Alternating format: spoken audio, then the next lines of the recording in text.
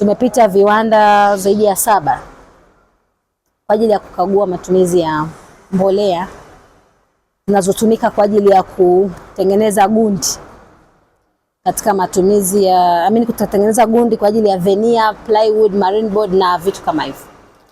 Na kama tulivyoona, tumeona kuna idadi kubwa ya mbolea ambayo inatumika. Kuna mbolea ambayo ni ya ruzuku na kuna mbolea ambayo si ya ruzuku. Sasa changamoto tulionayo hapa ni kuhusiana na mbolea ya ruzuku. Na hii ni kwa sababu tumepokea malalamiko ya wananchi juu ya ufinyu wa upatikanaji wa mbolea kwa ajili ya mazao.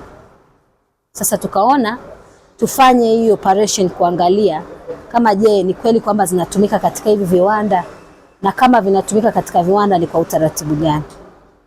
Kwa hiyo nafikiri tumeona wote kwa pamoja, tumeona kuna idadi tu ya kutosha ya mifuko kwa tulivyoona ya mbolea ya ruzuku, na sisi kama ofisi ya mkuu wa wilaya na kamati yangu ya usalama tutatolea taarifa katika vyombo husika ili hatua zichukuliwe stahiki kwa ajili ya kuhakikisha kwamba mbolea hizi za ruzuku zinakwenda kwa mahitaji yanayokusudiwa. Sote tunafahamu kwamba serikali inachangia fedha kwa ajili ya kuleta ahueni kwa wakulima wetu. Bei halisi ya mfuko wa mbolea tunaambiwa ni paka kati ya 40 mpaka 150, lakini serikali imelipa zaidi ya nusu ya bei, na hivyo mkulima ananunua kwa nusu ya bei 70,000 na mpaka 68,000 kwa sehemu zingine. Sasa kutumika kwa mbolea hizi katika viwanda ina maana ni kwa namna moja ama nyingine ni kuwaibia wananchi na kuiibia serikali ambayo ilidhamiria kwa nia njema kuwapunguzia makali wakulima ili waweze kutengeneza chakula kwa wingi.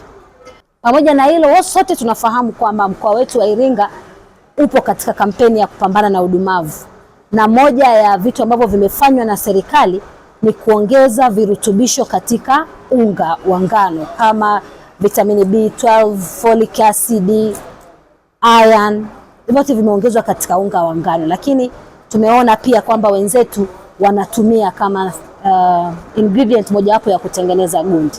Nalo hili naona kama halijakaa sawa.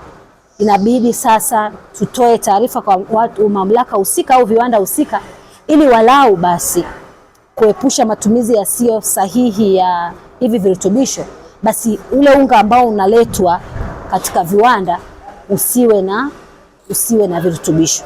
Tuna imani kwamba hili tutalipatia suluhisho kwa kuwasiliana na vyombo vinavyohusika, na hili tunaamini kwamba litafika mwisho au litatafutiwa njia nzuri zaidi ya kufanyika.